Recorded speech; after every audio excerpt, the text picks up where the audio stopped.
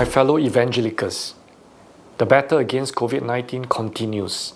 Since the Great Depression and World War II, COVID-19 is arguably the greatest crisis of our generation. Asia was impacted first, and the virus continued its relentless ravage worldwide. Today, over 220 countries in the globe have been affected by the pandemic. Over 38 million infected and more than 1 million died. COVID-19 will remain a problem for a long time yet. It will take at least a year, probably longer, before vaccines become not only available but also widely received, with earliest estimates being in 2022. By then, the world would not be the same. Churches globally cannot expect to return to the pre-COVID normalcy. Instead, they will have to learn to embrace the new norms now and hereafter. COVID-19 is also the greatest disruptor of humanity in our generation. It is the one event that has rebooted the world, moving humanity into its new chapter. It may be towards the last chapter before the return of the Lord, and therefore 2020 is the year we will need to adjust our vision towards the future. As the overall landscape evolves, in turn, ministry works will need to maneuver this landscape to address changing needs of our people. Churches and ministry leaders will have to adjust swiftly and lead in order to ensure that ministry works are recalibrated and executed for greater relevance and efficacy. Please allow me to dive deeper into 4 urgent issues and factors that need our attention via the acronym SHED, S-H-E-D. First point, S for spirituality. Religious gathering has been a major source of infection, with public gathering prohibited or restricted. Many, especially the youth, have stopped attending church or Christian activities. Yet it is at the same time that many more pre-believers are increasingly seeking answers to this crisis, turning to religions to fill the vacuum they now experience. Second point, H for health. Physical health, we are all aware of the threat of COVID-19 posed to everyone's health. Amongst other factors, lack of access to immediate and reliable medical care will make the poor most vulnerable. Mental health is also to be considered. Having been confined at home, fear of job loss, among other issues, have affected the mental wellness of many. There is also the social or relational health. Social distancing has strained relationship in the family and socially with others. Examples are more divorce and family violent cases being reported. The third factor, E for economic and financial challenges. Many businesses and organizations may not survive the global economic meltdown. Similarly, ministry and mission works that were overly dependent on overseas funding would probably have to find new sources of income. The fourth factor, D for digitalization. AEA General Assembly in Zoom format itself tells us that digitalization has been thrust upon us for good or otherwise. In this new world, meeting and ministry works would have to be able to embrace digitalization quickly and effectively. The use of info technologies or the lack of it would most surely define the efficacy of our ministries and missions, and not only for today but the days ahead. And this is above other considerations. The Chinese characters for the word crisis are made up of 2 words, danger and opportunity. This alludes to the fact that in every crisis there is a hidden opportunity to be uncovered and utilized in this season for greater glory of our Lord. Together, let us unite and take our people safely through this crisis, press on and ensure that the kingdom of God on earth flourish and shine even more brightly in this gloomy world.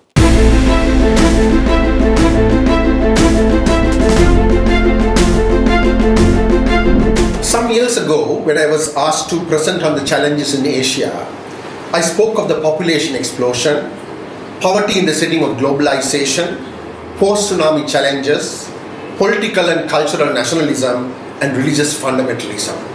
Today, this landscape has been rapidly changing. These changes are already happening, and the COVID-19 pandemic has facilitated it more rapidly. Today, the church is faced with challenges. These challenges can be seen in the spheres of society, politics, economy, technology, and the environment. Let's first look at the social implications. Restrictions on social interaction, travel, and physical distancing. The impact on children and youth. With online classes, less interaction, and outdoor activities restricted, children and young people feel cooped up. There are 750 million young people between the ages of 15 and 24 in Asia. Addictions to pornography and other habits are also on the rise among young people. There is mental stress, trauma brought about by fear and uncertainty, profiling of communities and segmentization, blame shift. There is hate speech and fear mongering attributing the spread to a particular religious group or ethnicity. Let's go to the area of politics. Now we see here an intrusion of privacy and surveillance by authoritative governments and the rise of nationalism, preoccupation with security and safety, and closing of borders. Thirdly, if you look at the economic landscape, you see that the pandemic has caused untold effects on the economies of the world. This has led to mass-scale unemployment, the widening of the gap between the poor and the rich, reduced access to healthcare and online facilities, and even access to basic necessities such as food. In the area of technology, digitalization is on the rise across the different sectors of society. Some call this the fourth industrial revolution. This includes the rise in the use of internet, artificial intelligence, and social media. Now, what does the National Evangelical Alliance and networks need to do to equip and support the church in this new landscape? Firstly, in the scenario of fear and paranoia, the church must be a vehicle of hope. The church is good at training the congregation to bring the community to the church. However, in the new landscape, the church also needs to train the congregation to get the church out into the community. The church needs to build a strong support system for the family. This could include counseling and other initiatives such as hotlines, etc. While encouraging physical distancing, we need to provide avenues for social interaction and sense of community well-being. We also need to realign, restructure, and rethink what the church is. A shift away from physical locations to remote church, online platforms, and virtual church communities is the new way forward. The church will no longer be confined to one physical location. This way there will be a reduction even on attacks or persecution. Going forward, it is important to equip church leaders on digitalization. The church reach here could be far greater. The church will have to explore more privately owned domain and social media and focus on digital citizenship. The use of social media is changing. In future, it will be moved from being a public platform to a private platform with people's concern for cybersecurity and privacy.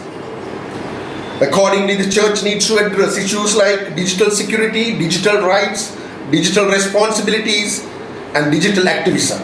In short, digital citizenship. The church also needs to use social media and other digital tools to engage the younger generation. The next is the church should be involved in engaging the community.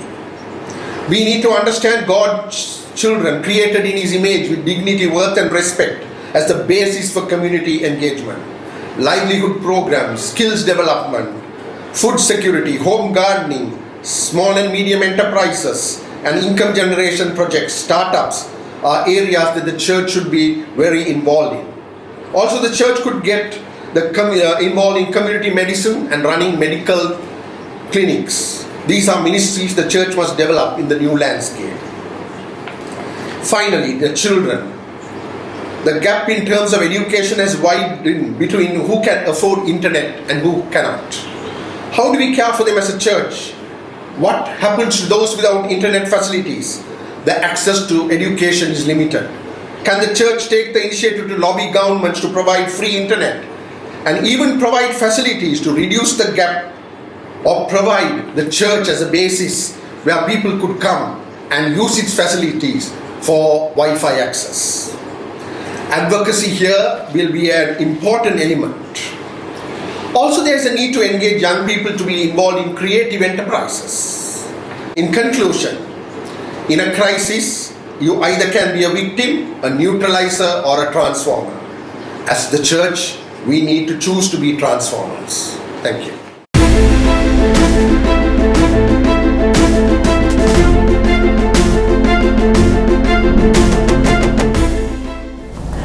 Hi, I'm Yoon Hee Kim, President of Trinity Graduate University, located in Seoul, Korea. The following is the question I was given. What are the implications of the new landscape on theological, pastors' ministry trainings?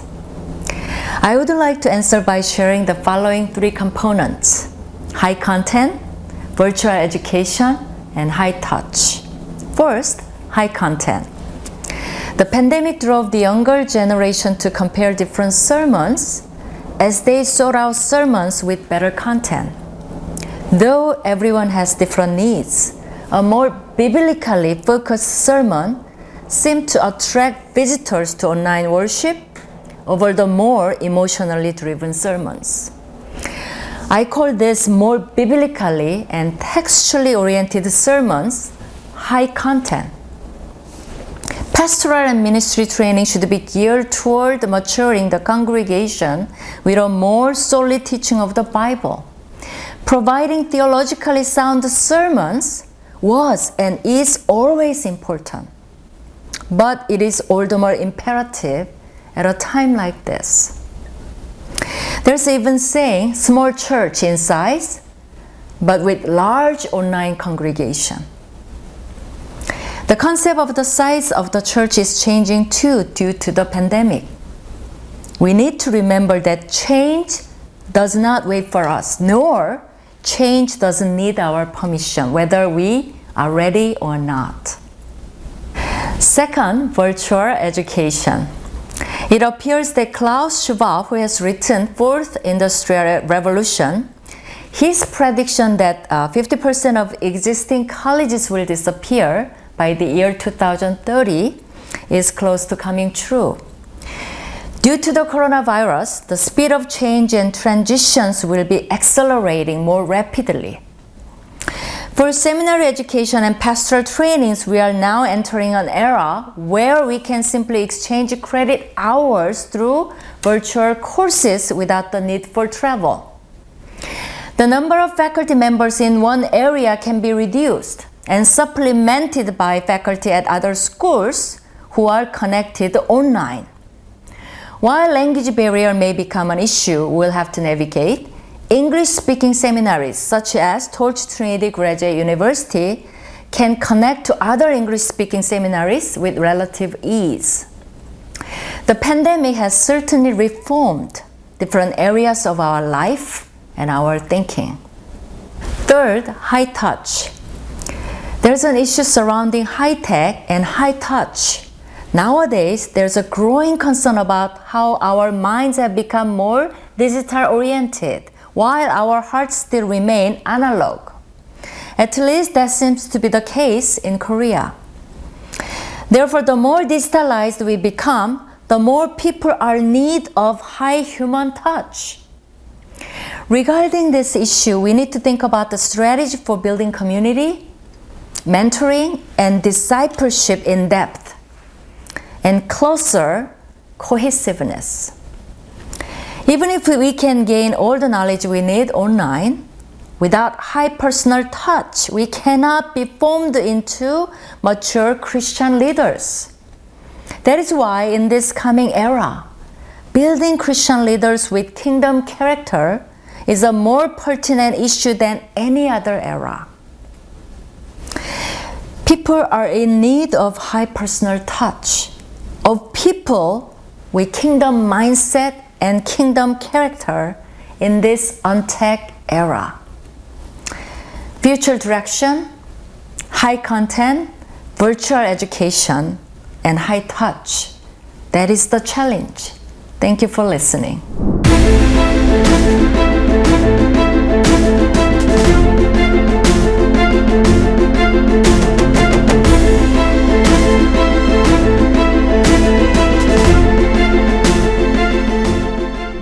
from the needs that we need to focus on: the spirituality, health, physical health, mental health, the needs to improve on economy and digitalization, the church structures, realignment to the new things, and ministering to the children, and more community engagement.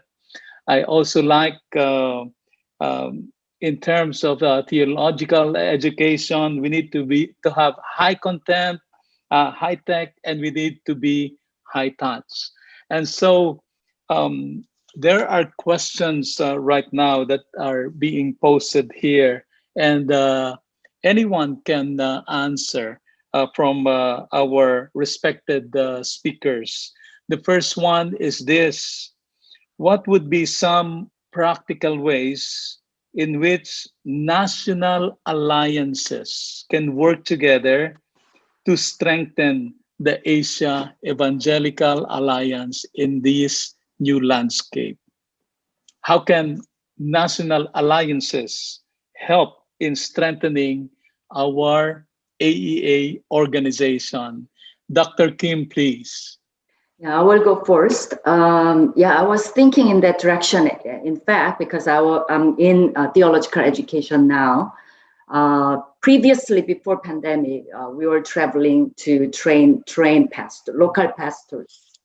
And now AEA can make virtual educational space, and any pastors can come in and be educated free,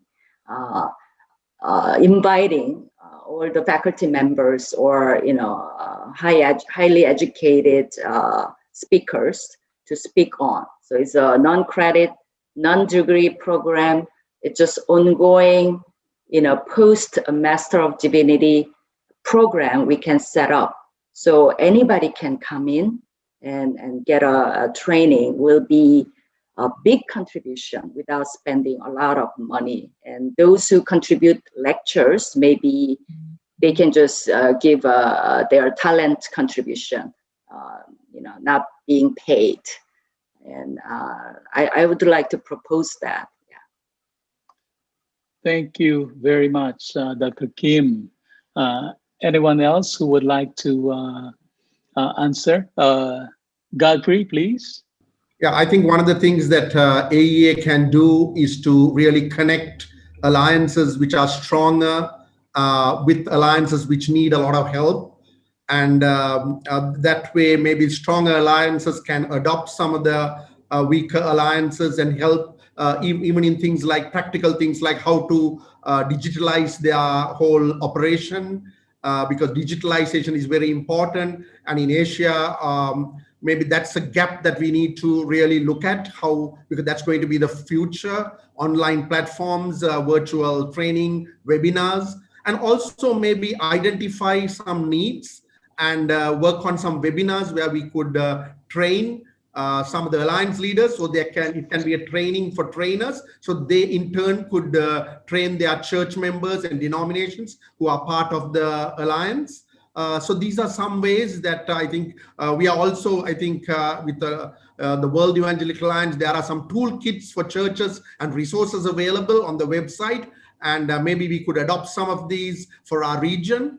So these are some areas in which the AEA could, I think, help the alliances.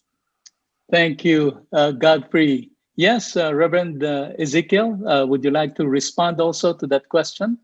Yes, I think building on the two esteemed speakers and colleagues, I believe there are a few things that we can do. I believe recently there's a regional peace treaty that, or the trade alliance that is formed politically. I think there can be more integration of the national alliances with the Asia body, pooling of resources together, building regional team, and also expanding our reach, because currently we have yet set up evangelical alliance in many countries in Asia. If we are able to expand our reach first and foremost in Asia, and indeed, like what Godfrey has said, if we can bring some of the brilliant minds and experts to serve in the various committee and able to have a common website for communications or a common facility or infrastructure that can be used by all the national alliances, I think that can not only build capacity for national alliances, but in a sense, promote and foster greater collaboration as the regional body. I believe we have so much potential that we are yet tapping onto.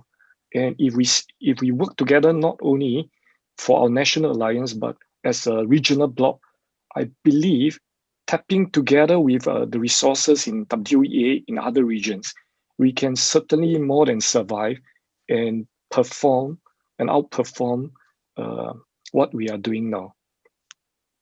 Thank you, Ezekiel. This is very helpful. I think our newly elected EXICOM would be taking down notes, and also the officers of AEA and also the general secretaries of national alliances to consider these suggestions. We have 7 more minutes, and we can open up 2 more questions. But here's a very, very important and relevant question. And this is for Mr. Godfrey. Godfrey, in relation to digital activism and advocacy in the context of persecution, what specific digital solutions are possible? Yeah, I think one is documentation is very important, especially when you are dealing with the persecuted, the ministry, and websites which are something that you can really use for digital advocacy. There are so many online platforms. There's something called Crisis Map again, which is something that you can really use to show where are the persecution, who the perpetrators, and this Crisis Map is something really good, that platform. I don't have time to go into it, but if anybody is interested, actually, our alliance in Sri Lanka has done something called the Minor Matters platform, which you can go in and see. And that does a lot of digital advocacy, and actually won an award by the BMW, which is a secular company, for the platform that was used.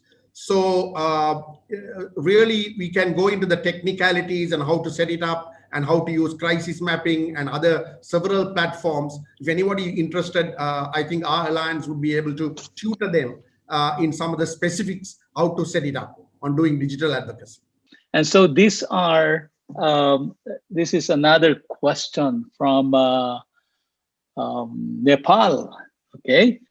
How to connect AEA strongly in terms of this connection in order to be stronger? I think what it means is, how can we be more connected? What are the things that we can do so that AEA, national alliances, and member bodies can be strongly connected with each other? Anyone who would like to respond to that?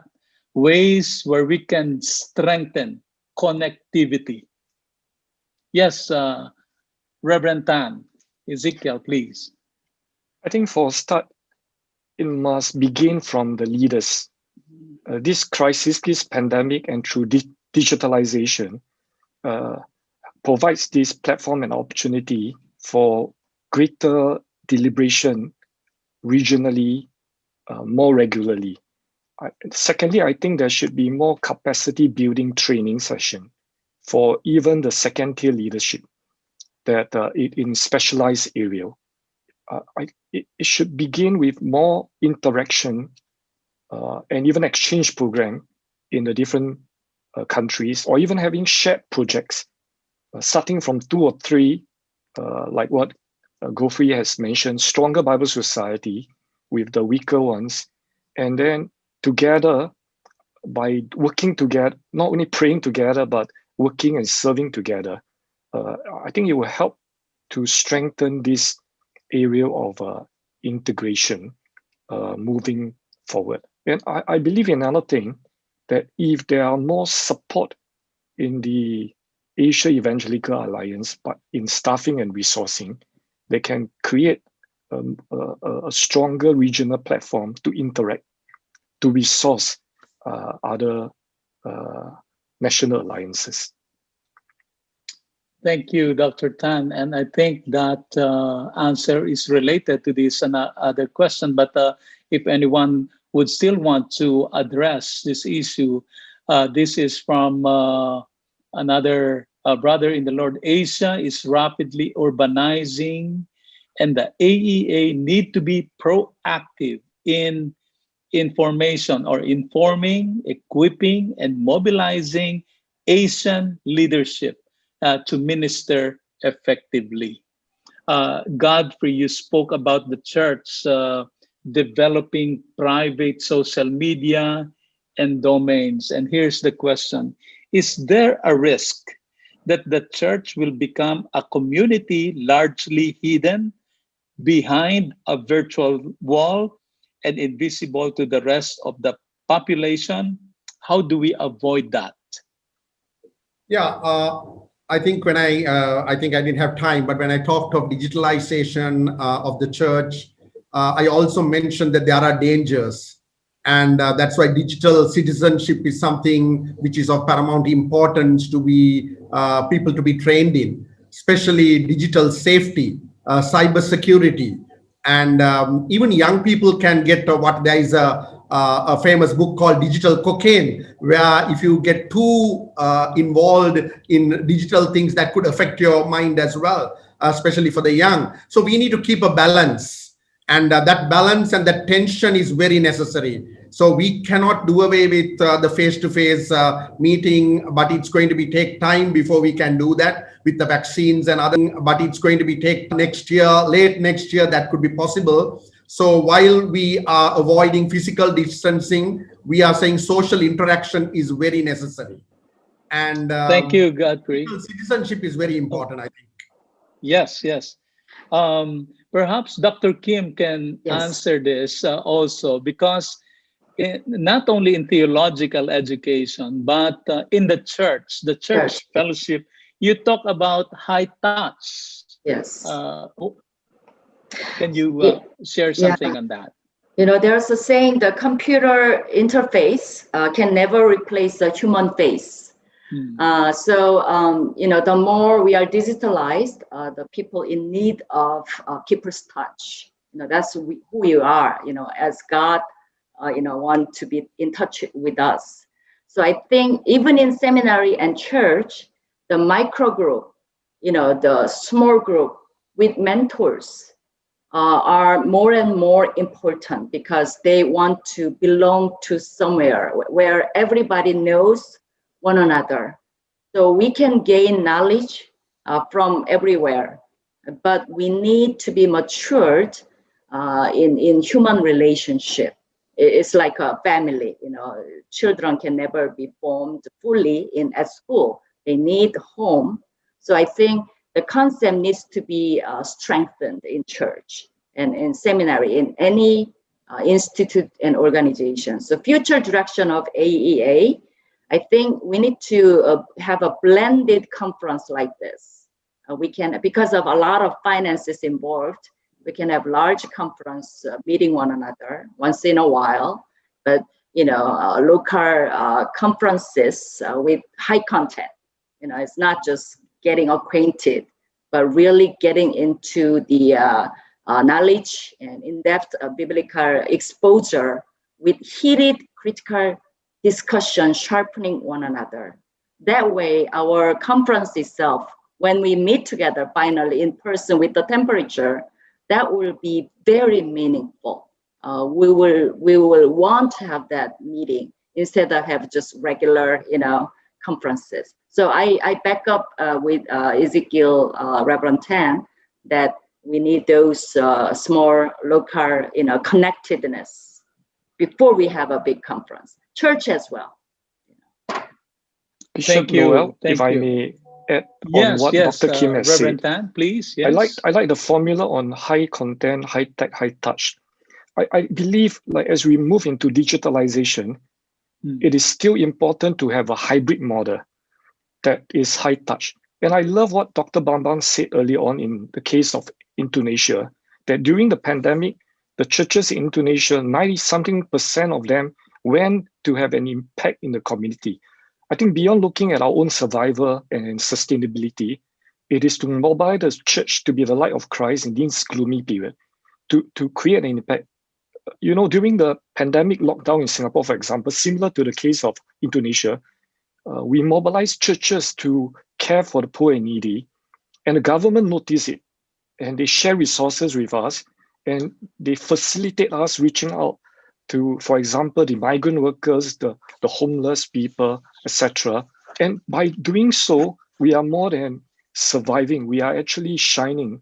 And I believe this is a good example, not only in a OMO, but it is a time to mobilize churches out to impact the culture, impact the community. And I think if we are doing so, people see that the gospel comes alive. Gospel comes with the power of the Holy Spirit through our manifestation and expression. Wow, time flew so fast. Yes, Dr. Kim? Yeah, I'd like to add another dimension. When we have a virtual conference or this kind of meeting, I'm not talking about this, but we need to get into the heart of it.